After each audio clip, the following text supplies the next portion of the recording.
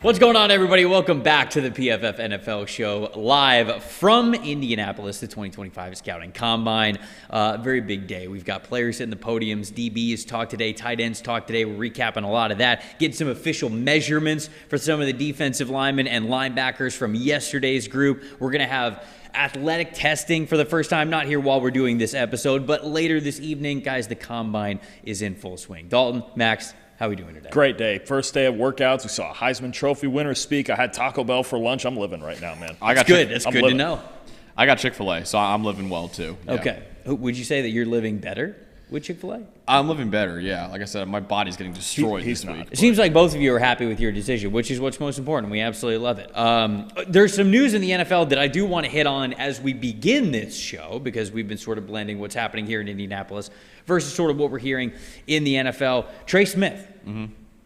Probably the most coveted offensive lineman in the free agency class, getting franchise tagged by the Kansas City Chiefs. So that means that he's not going to hit the market. He'll be in Kansas City for at least one more year, because we don't assume this is a tag and trade or a tag and trade kind of a situation. So we think that he's going to be here for one more year. What do we think about that move overall, specifically for the Kansas City Chiefs? Because it felt like we weren't talking about this as an option. We were often talking about different destinations for him, but here he ends up coming back to Kansas City. What do you guys think? So I think part of this, and I thought before when we didn't know what the salary cap number was, I thought he might have been too expensive for the Chiefs to keep at all. Right now that it's just been announced that the salary cap will be just over $279 million, a huge increase. Maybe now that's just what they've decided. It creates the room first to tag Trey Smith, and then you have to wonder if there's an extension coming on top of it, and they're giving themselves time to negotiate. But it's going to send shockwaves, I think, through the rest of the market, first in what he's going to get paid if they get an extension done. And then we got a lot of teams that we've listed off that need interior offensive line help. I think about New England. I think about the Bears. I think about maybe even Washington as a destination. And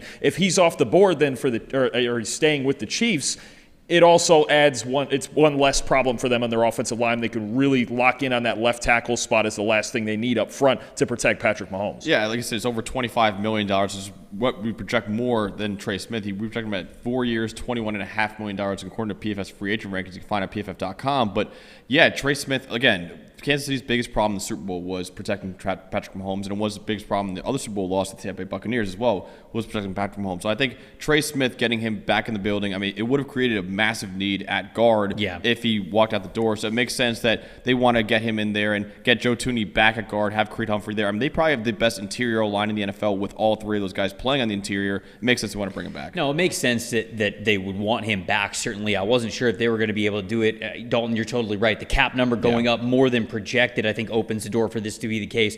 I'm looking at my timeline right now, and Josh Norris tweeted this out.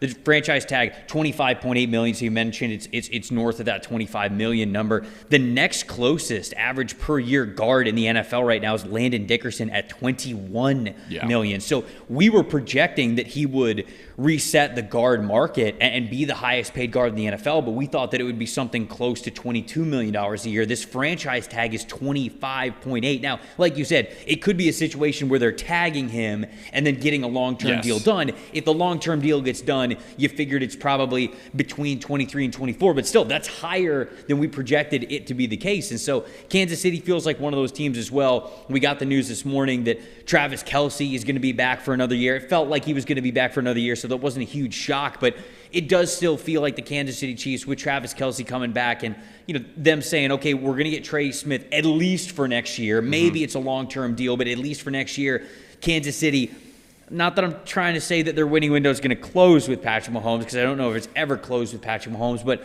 perhaps that this is the end of their final sprint, if you will, within this winning window of having this caliber of a quarterback, to bring back this group to say, hey, we felt like we had the guys that obviously got us to a Super Bowl last year. Now we feel like if we play better, we can go back and win the Super Bowl once again. I think Max put it, he hit the nail on the head when he talked about the last Super Bowl loss against Tampa Bay. And they really needed a year to recalibrate. And by recalibrate, they still made the AFC title game and went to overtime with the Bengals. But building that whole offensive line back up, Trey Smith was a part of that the first time. They know how good he is. It's continuity that Andy Reid loves. And I think as far as getting what's probably the most expensive part done. Now we start asking questions about, okay, who's going to play left tackle now? Are they going to go and maybe make a bid for a Ronnie Stanley from the Ravens? Or are they going to draft a young kid? What's Nick Bolton's situation at linebacker? Can they keep him? Justin Reed at safety? This was the first domino to fall because I think it's the most expensive domino of all of those guys. But those are all important players, and having Smith, again, inside protecting Patrick Mahomes, it's at least one of those holes filled for now. And he's only 25 years old, too, right? So this is a guy that you don't want him to go to the market, and now, like, he was our number 2 free agent on the market as well. So it makes a lot of sense. And like I said, I feel like this is a short-term solution. I feel like they're probably going to get a long-term deal done later on, but at least this guarantees he will not walk out the door. Did T officially get the franchise tag? Not Did I yet. say that? Okay, so that wasn't official. That was just sort of what we had heard is it feels like they're going towards that transition spot tag, I believe, is T. Higgins, the rumor. Okay. So okay. I think teams can negotiate with him, but they have to give 2 first-round picks if they're going to sign him. Right. It's not going to happen. Yes, but, that they needed to hit here, and now they just get to focus on the tackle position. So that's a little update around the NFL. Before we get into these guys and their performances here at the podium, getting to listen to them answer some questions for the media, and it was Travis Hunter Day. Travis Hunter was the guy that everybody wanted to be around. I mean, it was what, 5-6 people deep of a line waiting for him to speak 20-25 minutes before he even got up to the podium. So everybody wanted to listen to Travis Hunter. Everybody wanted to ask him the questions about playing cornerback, playing wide receiver, how teams view him, all that good stuff. And he was just point blank asked about playing wide receiver and corner and the fact that nobody has ever done it before in the NFL. And he said, well, I'm different. And we've got that clip here. Listen to it.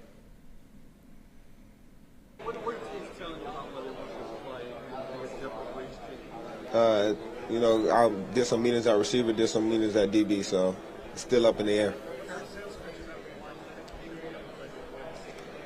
They say nobody has ever done it for real the way I do it, but I tell them that I'm just different. I'm a different person. Travis obviously wanting to play both positions in the NFL. He's played both positions probably for as long as he can remember, as long as he's been playing the game of football. And so that totally makes sense that he would still want to play on both sides of the ball.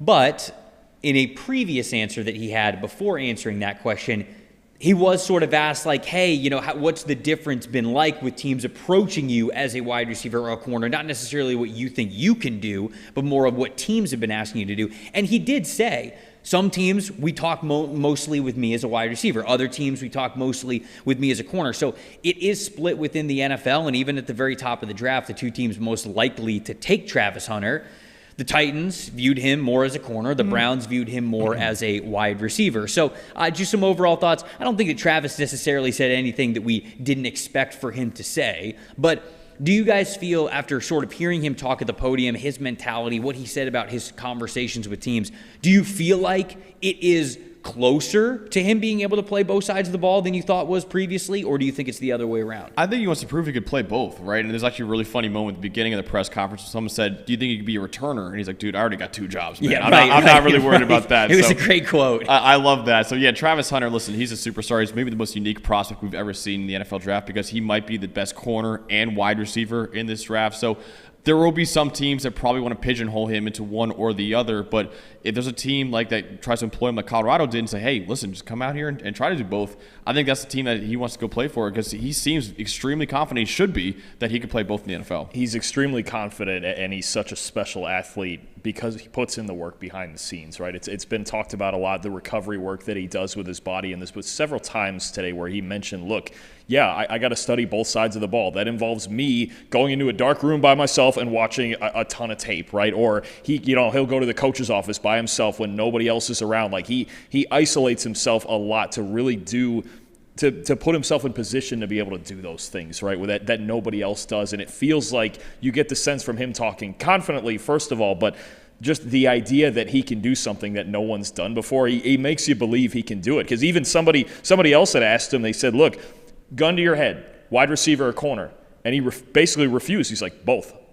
Yeah. I'm not giving you a lean. I don't lean either way. I think I can do both at that level, and no one's done it before. I'm different, and I just think he understands that it's going to take a level of work that really it hasn't been done before, right? And that's what the special ones have to do. And you watch him on tape, and you're like, wow, it's a special athlete on both sides of the ball. But the mentality of greatness that you want out of a guy like that, it's just evident in the way he talks.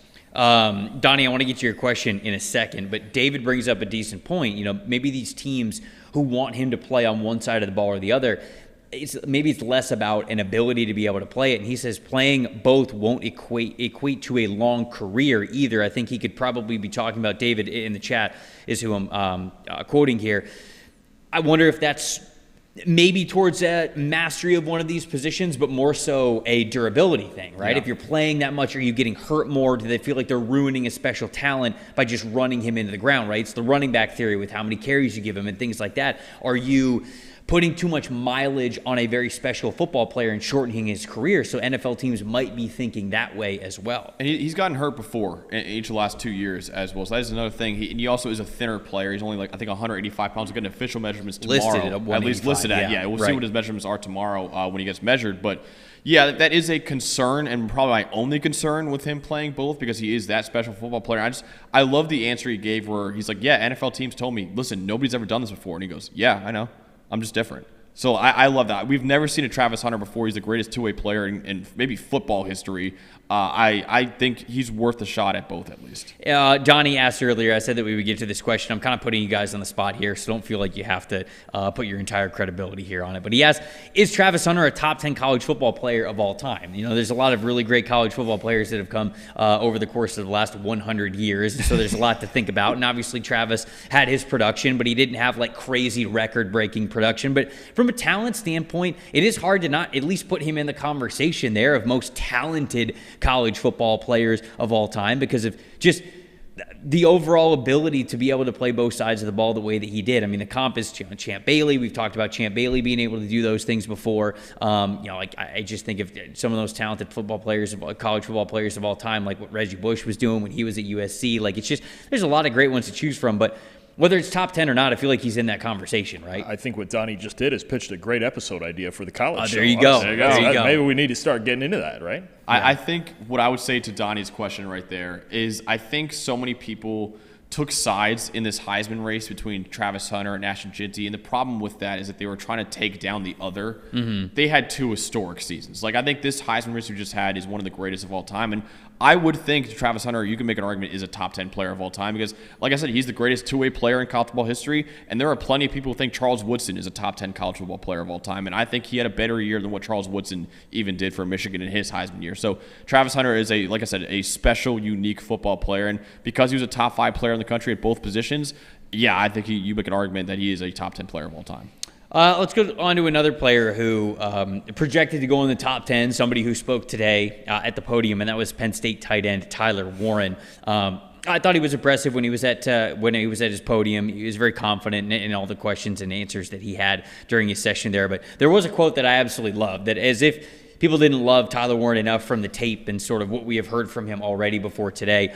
He talked about wearing the number 44. One, he talked about Dallas Clark comparisons of him wearing 44 like Dallas Clark did. And he's like, hey, I love it. I love Dallas Clark's game. If I wasn't there for that part of the podium session, but if I was, it would have been like, hey, if you're going to compare yourself to Dallas Clark, you can't wear the gloves. You know, you got to go. And that's my comp for him. My comp is Dallas Clark. So I want to say, like, hey, you got to get rid of the gloves if you really want to do the Dallas Clark thing.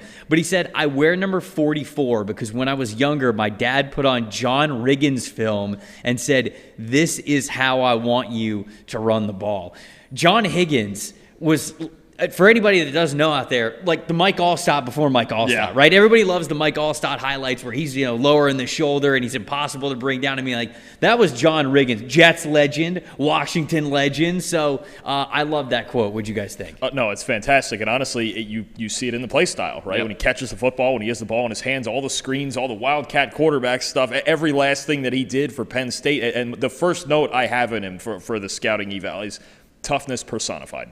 And that sure sounds like John Riggins back in the day, right? All even in Super Bowls like you're talking about. But no, I think it just speaks to the type of player Warren is, the physicality he plays with, the toughness he plays with, even at such a high volume, especially for a tight end that he got this year at Penn State, and just being able to be the centerpiece of that offense and bring the attitude to that offense as well. It's a testament to how many different things he can do. And a guy with an old school mentality like that, you got to love that. There's a couple Riggins he reminds me of. John Riggins, obviously, and Tim Riggins from Friday Night Lights. Just two tough football players as both receivers and obviously blockers as well. I mean, there's a rep I remember in the SMU playoff game where he legit pushed a defender way out of the end zone. It was like a Michael Oher blindside type of block. Stands, literally, like threw him out the club. So I love Tyler Warren. When he said that, my ears perked up immediately. I tweeted that out because it's just an awesome quote. And yeah, I think he's probably top 10 football player in this draft. Any other players in the tight end group that may have stood out to you guys today? Any quotes that you heard? I know Dalton, you're going to talk about one of these guys, so you don't have to mention him as we talk about our favorites, guys that really stood out.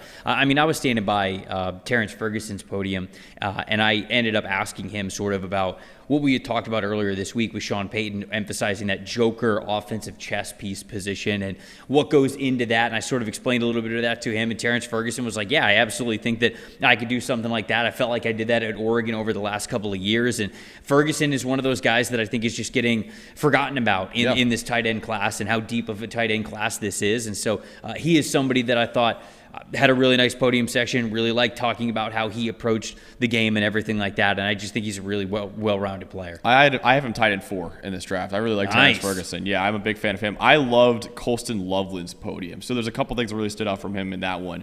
One person asked him, run blocking has been brought up a lot with you. And he goes, dude, if you don't think I can run block, turn on my tape, man. So I love that. And the other thing I loved was he comes from Idaho, and he goes, originally, I wanted to work in the rodeo. I love doing the rodeo and all that. My cousins were very involved in the rodeo. And then he's like, and then I found out how much goes into it with all the horses and the saddles and all the things you got to get for that. And at one point, my mom was like, listen, you either play football and basketball or you do the rodeo. You got to pick one or the other. He's like, all right, fine, I'll do football. So I think that's worked out in the end. So Mrs. Loveland made a great call there. But I love that. Just the answer from him is that he originally wanted to be a cowboy in the rodeo, and he had to settle for being a first-round tight end in the NFL draft. What's funny with that, too, is he even talked about, like, bringing that sort of rodeo mentality that his family taught him about, it's just one ride at a time, 8 seconds at a time. And he brings that out there onto the football field going, listen, it's about the same thing, about anywhere from 5 to 8 seconds on a play, and you just go one at a time and worry about the next one when it gets here. And I think we have to add into, like, he even mentioned the run blocking himself, the context, he was at the presser, recovering from shoulder surgery with his arm in a sling too, and he played most of this season with that shoulder injury. So the blocking maybe is something you have to go back and study in previous seasons, because he got hurt back in September, played through it all year, didn't get surgery till after the season, still obviously went out there and balled out in the receiving game. But, if you're looking for his blocking, you might have to go a little bit further back when you consider what he was playing through. He even mentioned, too, that he wasn't asked to do that, right? He wasn't like a Tyler Warren who played in line a lot. Right. He was mainly a slot player. So he's like, listen, I wasn't even asked to do that much in Michigan. It doesn't mean I can't do it. So that was another thing I really liked out of his podium, was like he kind of proved, at least on the podium, that he could be a better run blocker than he was at least in college. I don't know if you guys had anybody else here from this tight end group. I'll just say I'm very intrigued at what Gunnar Helm's weight is when he measures in tomorrow, because when I looked at him and I was watching him at his podium session, he looks small. Like, he looks small for the tight end position, and he's more of a receiver. Yards after catch was his calling card this past season. Not really a blocking tight end, but there is still sort of a threshold for playing the position. And so I'm very curious as to what his real weight is when he's showing up here at the combine, because I felt like he looked a little bit small, and so you can sort of adjust that with playing weight. Hopefully the playing weight's a little bit higher, but he stood out to me. Anybody else at tight end? I don't want to step on your toes. Okay, all right. We got a fun one. Right. Look, it's a deep tight end class. We can keep going all day with this. We'll stop there, because I want you to be able to highlight the other tight end in this class that really stood out to you today. But before we get to the next points, this show is brought to you by our friends over at Cherry Bundy. It's the performance drink that is fueling the Healthlete revolution. Whether you're somebody who's just getting a couple of steps in around the neighborhood every single week, every single day, whatever it is, or you're a NFL player here at the NFL Combine, whatever it is, this product's for you. Natural products and ingredients, no added sugar in it. The tart cherry's highest antioxidant fruit or vegetable in the world, so it's got so much benefits to it. Anti-inflammatory benefits, reduces soreness, increases recovery, helps support immunity, naturally occurring melatonin that'll help you sleep. It's used by nearly 500 collegiate and professional sports teams, 10 of the last 11 Super Bowl champions. Everybody who played overseas had this product there to either give them a little bit of energy, help them recover a little bit better, help them sleep a little bit better. You can check out all the products for yourself over at Amazon.com or retailers nationwide, your local Publix, Kroger, whatever, something like that. Go check it out to see if they have it there. But if you want to get 20% off whatever you're going to order, go to cherrybundy.com. You can use the promo code PFF20 to look at everything they have. They've got that pre-workout energy. They've got that post-workout recovery. They do have the drinks and the gels and everything to help you sleep a little bit better. So go check it out. Whatever you're trying to get to help you perform a little bit better and feel a little bit better, you can get 20% off by using the code PFF20 over at cherrybundy.com. We got to talk about Abdul Carter a little bit. Abdul Carter was at his podium session yesterday, but since we did our show yesterday, the news sort of came out that the medicals flagged a foot condition from him. What was it? I believe a stress fracture in his foot that they were sort of, the original report was he was in between having surgery and not. If he got the surgery, he'd be sidelined for about 8 weeks. He would miss the workout in his pro day, so he wouldn't be good to go until the OTAs in the off season. Or was it bad enough to where did he really need surgery? Could it heal on its own? And the most recent report now of this morning is that he got some other opinions. It does not seem like it's going to be something that's going to bother him long term. He is not going to get the surgery. And so knowing that he is already recovering from shoulder surgery, now talking about, okay, well, sure, they say it's not going to be a long-term thing that lingers, but knowing that he has that foot condition, are you guys worried about his chances to go number 1 overall? This is affected at all? I don't think so. I think, obviously the shoulder injury and the foot injury is tough for him, but the fact that he's not getting surgery, he still can go out at his pro day and put up ridiculous numbers, I'm sure, at the Penn State pro day. I don't think this should affect his stock at all or his chances to be the number 1 overall pick in the draft, but it obviously does stink to see, a second injury now pop up for one of the top players in the draft. Yeah, I mean, he was going to be a lot of fun to watch this week, right? Well, he would have gone today. It would have been, a blast to see him. But, no, I think, look, get healthy for when it matters, right? Yeah. You get in OTAs and things, rookie mini camp, things like that. Then you get into July and all. That's really when it matters, right? Even if he goes out there and it's still not great by the pro day and you don't get to see him,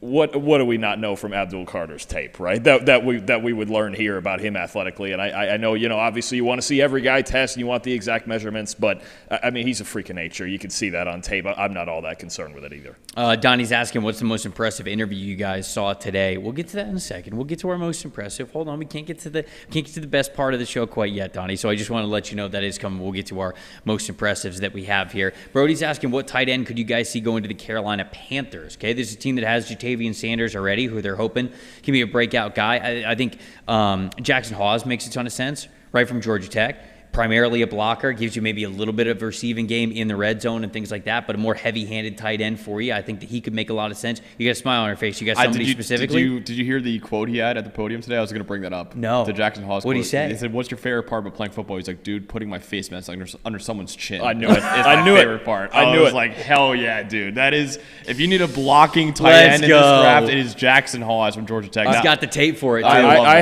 have called him a guard in a tight end's body. That's what I have for him. It's that mentality. There's certain guys on every football team that just have that thing about them where they actually don't even care what the score is, really. They just want to go out there and whoop somebody's ass. Yeah. And Jackson Hawes is that guy, and that's what you're going to get out of him. I love it. Any other call-outs for Carolina specifically, like other than Jackson Hawes? I mean, I feel like that one makes a lot of sense, but anybody else come to mind? Yeah, I mean, I think even somebody like Ferguson who can play inline and allow Sanders to move around the formation, because once he got healthy and late in the year, Dave Canales really started experimenting with more 12 personnel, with more of Jatavian Sanders playing in the slot, getting him working in the passing game a little more. So if you can make Sanders the move guy, and we thought he was one of the best receiving threats in the class last year behind Brock Bowers. Right. I think you can move him around the formation. And like you mentioned, could it be Jackson Hawes? Sure. If you want to go a little higher, somebody like a Ferguson who can kind of play that inline Y and really give Sanders a chance to move around and let Canales mess around with the personnel. I like Malachi Starks too from UCLA. I think he's a good he's mover. I think he's another guy who could play as an inline tight end for them. Yeah, he's huge. Yeah, exactly. Yeah. The other name that I throw out there is Mitchell Evans. I think that if you don't think he's a great receiver, I think he's got the body type to at least be a good blocker for you. So those are a couple of suggestions there for the Carolina Panthers.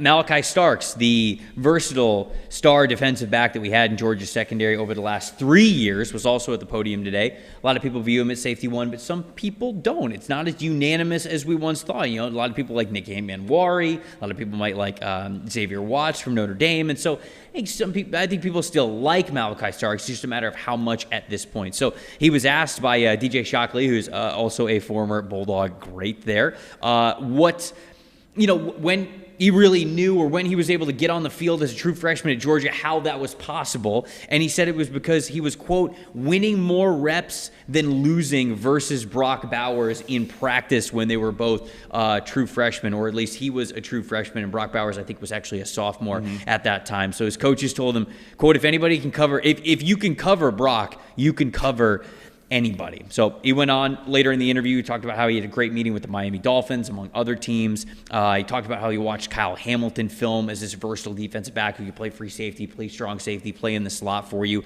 What do you guys think of Malachi Starks overall, sort of him today, and then just your overall thoughts on him in this class? You just mentioned it, a little bit of everything, right? He can get back in a deep half for you. He can sit in the middle of the field. He can get in the slot and cover man-to-man. And that's a big thing. I think if you can cover these tight ends that are coming out like freaks now, when you think about Bowers in Vegas and how few can cover him in the NFL, guys like George Kittle and Trey McBride and those elite tight ends, it makes it so much easier when you have a versatile player back there like Kyle Hamilton, like you just mentioned, who can match up with those guys. Those guys are meant to be matchup problems, but if you have someone to counter that, especially a young guy like Malachi Starks who doesn't cost you a whole lot, you're really at a big advantage on defense. He's a very movable piece who can do a lot of different things for you. All I take away from that is, man, I would kill to get practice footage of Georgia's practices between Malachi Starks and Brock Bowers. There's a few times in previous drafts where the best tape for a guy is honestly the practice footage. I remember Derek Stingley Jr. versus Jamar Chase. That got leaked out before Stingley got drafted. That was big. Kayvon Thibodeau versus Penei Sewell was a big one as well that a lot of people were talking about. And obviously,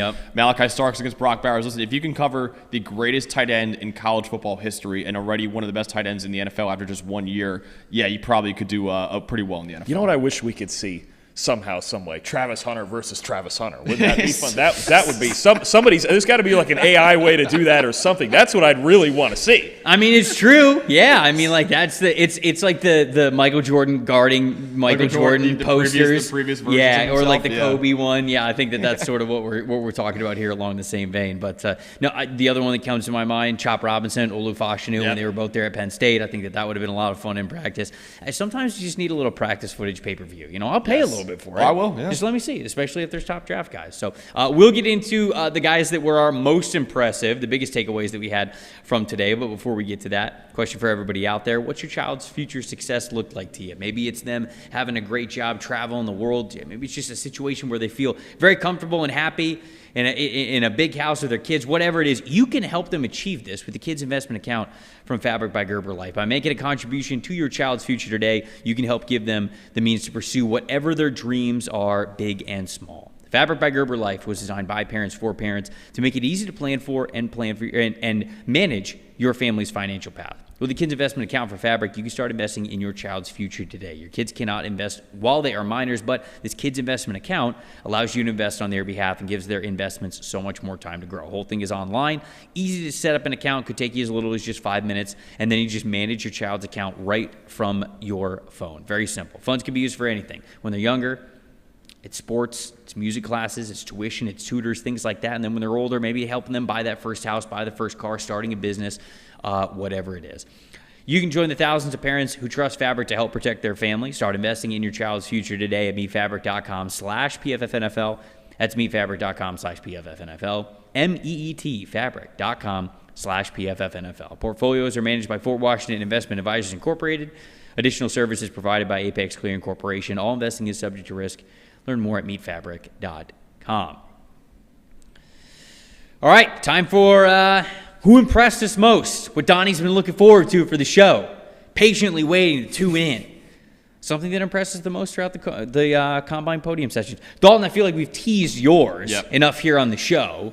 So who's the guy that impressed you the most today? We'll go back to the tight end class. I just loved hearing firsthand Elijah Arroyo's just perspective on his entire background, right? We've talked about it before. Born in South Florida, moved to Mexico as a kid and played football in Mexico for 6 years, then moved to Texas, and he got to describe that experience as like, hey, when I was in Mexico playing football, I was the biggest kid on the field, on every field I stepped on. He's like, I go and play high school football in Texas. That's not the case anymore. All of a sudden, these kids are huge, and it was a big adjustment there. And then, describing just everything that he went through at Miami with the injuries. And, we didn't see him produce a whole lot until this season, right? Got Cam Ward in there, and he even talked a lot about Cam Ward and his leadership. And, people are going to ask about the quarterback, of course. But, no, Arroyo's perspective on everything and what kept coming up, I think he said mental toughness more than anything, right? And it's just he wants teams to know he's a high-effort, mentally tough guy who's been through a lot of adversity, and I think that's something you really like to see in a lot of these players, right? Colson Loveland even mentioned it too with his injury, and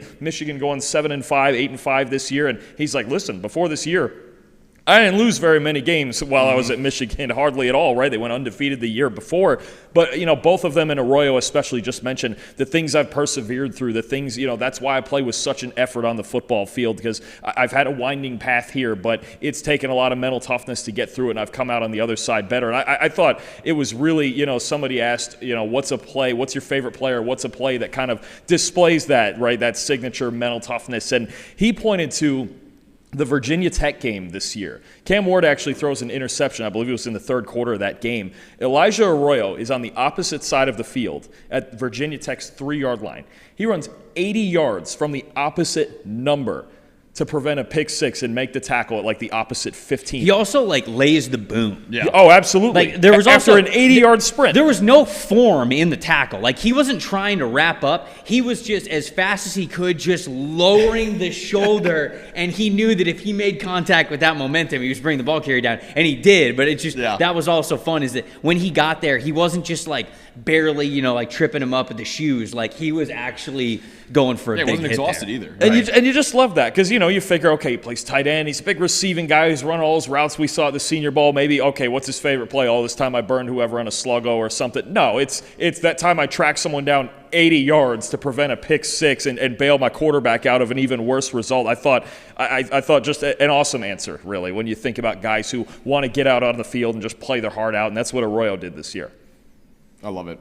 Who's your favorite? My favorite was Will Johnson. So lost in all the hoopla of Travis Hunter. We had some other really good players going on at the exact same time. At the exact same time. Brutal. I mean, you got Kobe Bryant right next to him. They got Will Johnson right next to him. And then Jahdae Barron was down the line too. So I listened to Travis Hunter for 5 minutes. It was a zoo at Travis Hunter. I was like, you know what? I'm going to go up to some of the other All-Americans here and try to talk to them for a little bit. Will Johnson had a really, really fun answer where someone asked him, there are some speed concerns, in your game. What do you say to those teams? And he goes, dude, have you ever seen anyone run away from me? And I love that answer from Will Johnson. And actually, ironically, a play very similar to Elijah Arroyo's that I also thought of when Will Johnson said that. There was a play in the Texas game where Michigan was getting killed, right? It was about 4.5 minutes to go in the third quarter. Michigan was down by 16, so I know it's 2 possessions, but Michigan's offense was not doing anything in that game.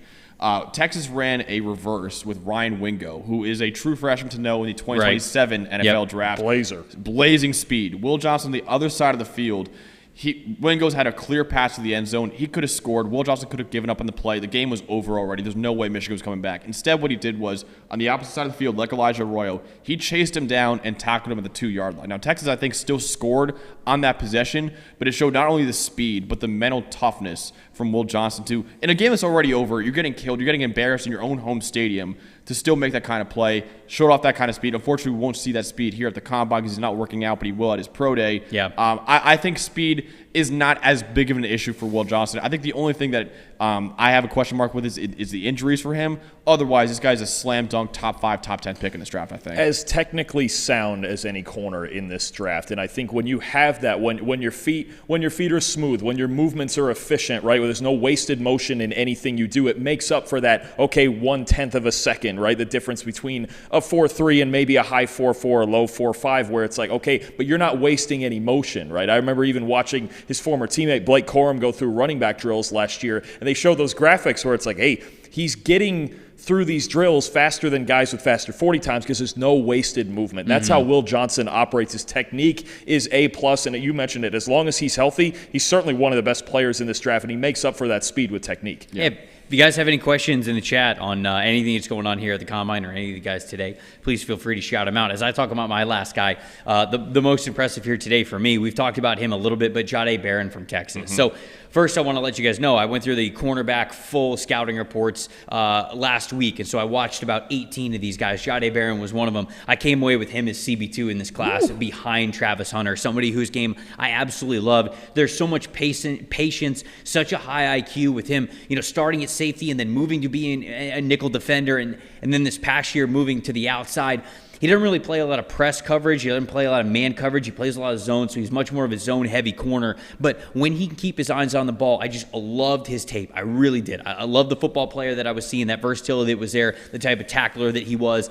And then hearing him at the podium, I didn't get to hear a ton from him. I was sitting there for about 5, 6, 7 minutes, whatever it was, but every single answer, so confident, so well thought out, just such a mature dude who feels like he approaches not just the game of football, but life in just such a mature way for his age. I know he's a little bit older of a prospect here in this class, but you got to remember, older for this class or older for an NFL draft is still like a 23-year-old, right? And so this is somebody who I just think has such a great view on life and how to play the position. And somebody asked him specifically, corner comes with failures. Part of being a great cornerback is understanding that you will fail. And what's it like sort of having to go through that and having to have that sort of mentality? And he had a quote that I loved where he was talking about, if, let's say, I let up a catch, but we still don't let up a touchdown on the drive. Like, yeah, okay, I didn't do as good of a job as I could have done, but we as a whole, like the picture was still exactly what we wanted it to be. We still forced a punt. We still didn't allow a touchdown, something. He said, quote, can I be committed to the process without being emotionally attached to each individual result? And I think that that's a really important part of playing corner, and he said that's an important way to go about life as well. You've just got to be committed to that process that you know is going to yield the best results in the end. And so whether it was that question or many others, he just, to me, was, I was just blown away by his maturity and how he was answering those questions. And yeah, he spent a little bit of extra time in college. He could have went out in last year's draft. I would have had him as a top 50 pick in last year's draft. And now I have him as a top 10 player in this class. Before this week even, I had him as number 8 overall on my big board as CB2 in this class. So Barron is just so much versatility. You could put so much on this guy's plate. I read a quote from Steve Sarkisian from last year where he said, people don't understand everything that we put on this kid's plate, and he is still able to do it from the defensive back position. So really impressed by Jahdae Barron. I would take him in the top 12, top 10 in this draft. It's a complex defense they ran down there at Texas, and he had a lot of roles playing inside or outside. I'm so excited to see what team takes him, just for the team fit aspect of it. I think he could be a sleeper for Carolina at 8, who needs another corner across from J.C. Horn. I think San Francisco at 11 he would fit. I think about the Colts with Lou Anarumo at 14. I think about the Cardinals who need outside help. I think there's some fantastic zone-heavy team fits. The Colts with Lou Anarumo, that really fascinates me. Yeah. I think he could find a million different ways to use him. I know they have Kenny Moore on the inside too, but eventually you're going to see Barron get a little bit of that same thing, that kind of that Trent McDuffie versatility where you go, he can do anything for us, because that's what he did at Texas. Even times up the blitzes so well when you want to do that. I think you've seen it the last couple of years. Trent McDuffie, his rookie season, changed the tone of the Chiefs defense. They won multiple Super Bowls, right? Cooper DeJean this year, even if you have that guy in the slot and you feel like you're set on the outside, Barron gives you a boatload of options in your defense. So I think he's going to be an impact player, and I can't wait to see the team fit. He's a chess piece. I mean, he was the best cornerback in college football last year, in my opinion. He was that good, and I'm with you. When I was there too, just the maturity he had at the podium I thought was outstanding. So I like Jahdae Barron a lot. And I think some people, when you say, oh, he's a zone corner, they take that as a bad thing. Oh, we just say he can't play man coverage. No. Not at all. He can play man coverage. I think as a zone corner, what really speaks to is how intelligent of a football player he is. And you see that all the time on his tape as well. So I thought he was the best corner in college football this past year. He should have won the award for best DB in college football. But yeah, I think he is, I don't blame him at all for having as a top 10 pick in this draft. He was that special this past year. Ben shouting out a couple of measurements that we got this week, today, I should say, from the linebacker spot.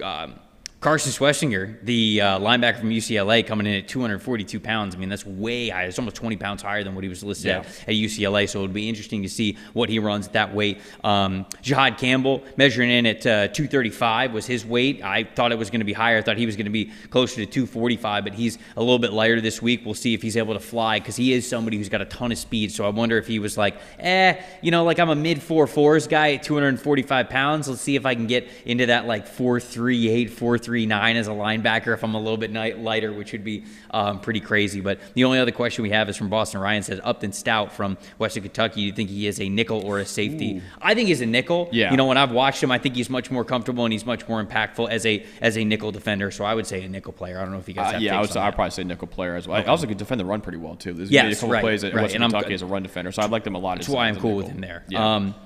Donnie, this is the last one that I'll answer here on this show. Donnie said, thoughts on Mason Graham being 25 pounds lighter than Michigan said he was. We can talk about that a little bit here, but just to let you guys know, we do have a mid-combine mock draft episode that we're going to be doing in a little bit. And I think that we will answer that question a little bit more in-depthly then. Sure. He also asked about Nick Scorton being back down to 257. Love it. I do too. Yeah. I feel like he played way too heavy at Texas A&M. I don't know what his playing weight was at Texas A&M. I wish I would have gone back to his podium and asked him specifically that, especially with him weighing in at 257. But Texas A&M had him, and Purdue even had him listed at 280. Yeah. And he's measuring in at 257. I like that for his game, but that's even that's more than 20 pounds lighter than we thought he was going to be. I think he could probably play around 265. I think he probably weighs that light just so he could run a crazy 40 or Maybe whatever so. like that. I'd like for him to be 265 sounds about right. Yeah, that's why I think he'll probably end up being at. But if 257, I love that because I did think it looked a little sluggish at times at Texas A&M. And we talked about it in yesterday's episode too, how the alignment and the scheme really didn't allow him to pin his ears back that much. But if he could play at 257 or 265, I think he could be a really impactful player. It makes me think, has he heard from teams that, hey, if you lighten up a little bit and we'll get you back in that stand-up role? We talked a lot, like you mentioned yesterday, about what role would he fit best in. Are there scouts out there who have eliminated kind of that classic 4-3 defensive end role that he played under Mike Elko, and we're going to circle it back to a 2-point stance. So I think he's another one where team fit's going to be a lot of fun, and what defensive coordinator thinks, which role should he play. But if he's going to be lighter, I would think that means he's up on 2 feet.